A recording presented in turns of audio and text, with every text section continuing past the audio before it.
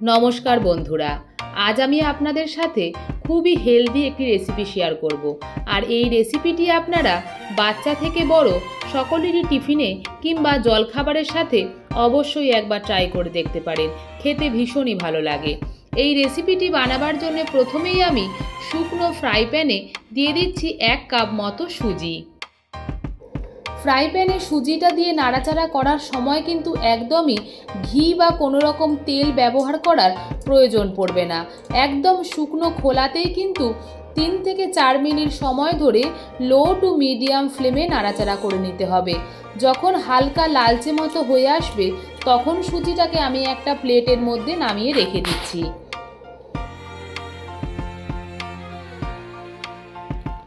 ওই একই প্যানে নিয়ে নিচ্ছি সাদা তেল।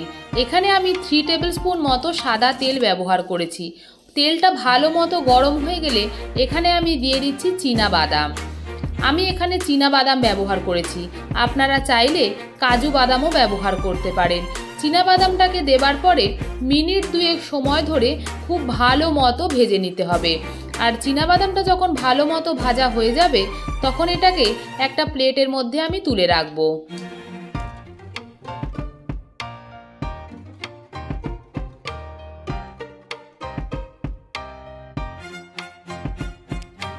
ওই একই তেলে দিয়ে দিচ্ছি একটা মাঝারি সাইজের কুচি করে নেওয়া পেঁয়াজ। পেঁয়াজটাকে দেবার পরে পেঁয়াজটাকে আমি হালকা লালচে করে 2 মিনিট সময় ধরে ভেজে নিচ্ছি। আর আপনারা যদি সুজির উপমাটাকে নিরামিষ হিসাবে বানাতে চান তাহলে কিন্তু পেঁয়াজটাকে অ্যাভয়েড করতে পারেন। দেখুন বন্ধুরা, পেঁয়াজটা কিন্তু বেশ লালচে করে ভাজা হয়ে গেছে। এরপরে আমি এখানে দিয়ে দিচ্ছি কুচি করে নেওয়া গাজর আর অ্যাড করে দিচ্ছি কোচানো বিনস। গাজর আর বিনসটাকে দেবার পরে মিনিট 3-4 সময় ধরে গাজর আর বিনসটাকে বেশ নাড়াচাড়া করে নিতে হবে। কখনোই কিন্তু খুব বেশি সেদ্ধ করার দরকার নেই, আর ঢাকা চাপা দিয়ে সেদ্ধ করারও একদমই প্রয়োজন নেই।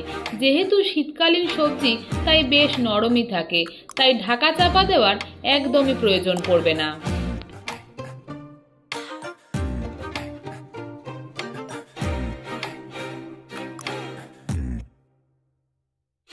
গাজর আর বিনসটা ভাজার সময় এখানে আমি 1/2 টেবিল স্পুন মতো নুনের ব্যবহার করছি। নুনটা দিলে বেশ তাড়াতাড়ি মতো ভাজা হয়ে যাবে আর হালকা সেদ্ধ হয়ে যাবে।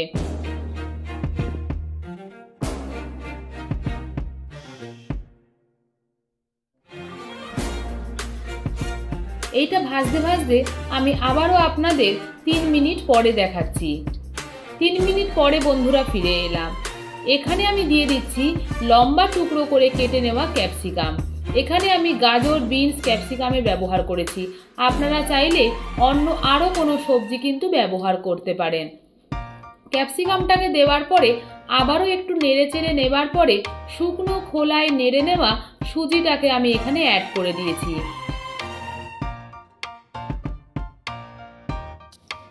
সুজিটাকে দেওয়ার পরে এই সুজিটাকেও অন্যান্য সবজির সাথে খুব ভালো করে আবারও নাড়াচাড়া করে নিতে হবে।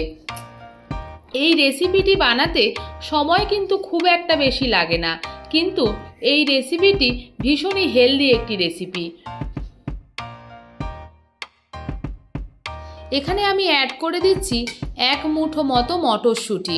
আপনারা মটরশুঁটি অ্যাভয়েডও করতে পারেন, কিন্তু আমার কাছে বেশ কিছু মটরশুঁটি ছিল তাই আমি মটরশুঁটিটাকেও অ্যাড করে দিলাম।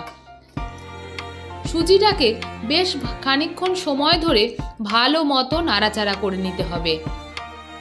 এখানে আপনারা চাইলে কাঁচা লঙ্কা ব্যবহার করতে পারেন, কিন্তু আমার বাড়িতে ছোট বাচ্চা থাকার কারণে আমি কাঁচা লঙ্কাটা আর দিলাম না। দিয়ে দিচ্ছি 1/2 টেবিল স্পুন মতো গোলমরিচ। ঝালের পরিমাণটা কিন্তু আপনারা আপনাদের স্বাদ অনুযায়ী ব্যবহার করবেন। এরপরে আমি দিয়ে দেব জল। যে কাপ মেপে সুজিটা দিয়েছিলাম সেই কাপ মেপে 1 কাপ জল এখানে আমি প্রথমে ব্যবহার করেছি। এই পর্যায়ে কিন্তু গ্যাসের ফ্লেমটাকে আমি মিডিয়ামে রেখেছি।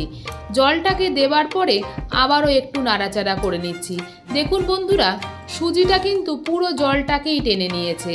জলটাকে দেওয়ার পরে একটু সময় নেড়েচেড়ে নিচ্ছি।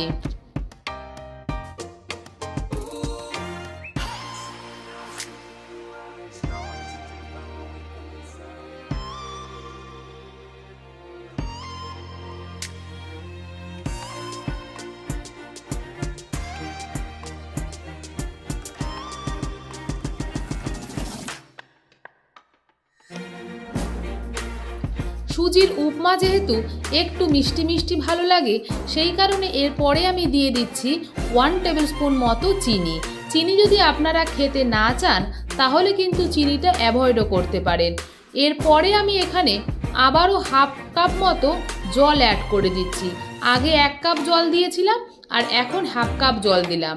টোটাল আমি 1.5 কাপ মতো জলের ব্যবহার করেছি।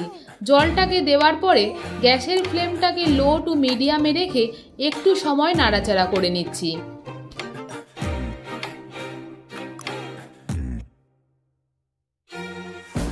গ্যাসের ফ্লেমটাকে একদমই লোতে রেখে কড়াইয়ের ঢাকাটা দিয়ে দিচ্ছি 5 মিনিটের জন্য। 5 মিনিট পরে ফিরে আসছি। রেসিপিটা কিন্তু অনেকটাই হয়ে গেছে। আবারও একটু নাড়াচাড়া করে দিচ্ছি। দেখুন বন্ধুরা, ঢাকাটা খোলার পরও সুজিটা কতটা ঝরঝরে আছে। জলের পরিমাণটা যদি আপনারা কাপ মেপে ব্যবহার করেন তাহলে কিন্তু সুজি একদম ঝরঝরে হবে। এরপরে এখানে আমি অ্যাড করে দিচ্ছি আগে থেকে ভেজে রাখা চিনেবাদামকে। দেখুন বন্ধুরা, সুজিটা কতটা ঝরঝরে হয়েছে। এই রেসিপিটি যতটা হেলদি, খেতে কিন্তু ততটাই ভালো লাগে। আপনারা বাচ্চাদের টিফিনে বলুন কিংবা সকালের জলখাবারে বা বিকেলের টিফিনে অবশ্যই একবার ট্রাই করে দেখবেন, খেতে ভীষণই ভালো লাগে। আমি আবারও আপনাদের খুন্তি দিয়ে দেখিয়ে দিচ্ছি সুজিটা কতটা ঝরঝরে হয়েছে। আবারও বলছি, জলের পরিমাণটা কিন্তু আপনারা কোনো কাপ বা বাটি মেপে ব্যবহার করবেন। গ্যাসের ফ্লেমটাকে বন্ধ করে ঢাকা দিয়ে 2 মিনিট স্ট্যান্ডিং টাইমে রাখলে একদমই তৈরি হয়ে যাবে ঝরঝরে সুজির উপমা। এই রেসিপিটি আপনারা বাড়িতে বানিয়ে অবশ্যই কমেন্ট বক্সে জানাবেন এই রেসিপিটি আপনাদের কেমন লাগলো। আর এই রেসিপি যদি আপনাদের ভালো লেগে থাকে প্লিজ ভিডিওটিকে একটা লাইক করুন, শেয়ার করুন। আর আমার চ্যানেলের নতুন বন্ধু হয়ে থাকলে চ্যানেলটিকে প্লিজ সাবস্ক্রাইব করুন। সাবস্ক্রাইবের জন্যে পাশে থাকা বেল আইকনটা প্রেস করে অল করে দিন, যাতে আমি কোনো রান্নার ভিডিও দিলে সবার প্রথম আপনার কাছে পৌঁছে যায়। ধন্যবাদ। ভালো থাকবেন, সুস্থ থাকবেন।